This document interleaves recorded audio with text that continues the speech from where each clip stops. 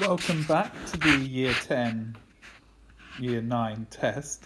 We're going to start by looking at the inequality in the top left. We solved this exactly as we would solve an equation, but you do not change that inequality sign to an equal sign. First step is to subtract 5 from both sides, and then to divide both sides by 6.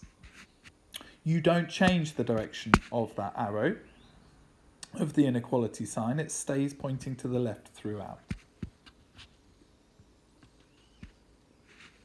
First step for B is to expand each bracket. If you do that correctly, you are then trying to get the x terms all together and then moving the numerical terms, just the numbers, onto the same side as well. And the final step is to divide by 2. Now I'm going to give you the mark breakdown here. You get 2 marks for the first one, for achieving each of the stages that you see. Expanding the brackets gives you the first mark. Isolating x on its own gives you the second mark. So that comes down towards the bottom. And then the answer is the final mark. What's important to say, and I will pause the video there for a second, is that at no point did we multiply or divide by a negative number. That's the reason why there is no change of direction in the arrows or the inequality signs. You have to multiply or divide by a negative. Subtracting isn't multiplying or dividing by a negative.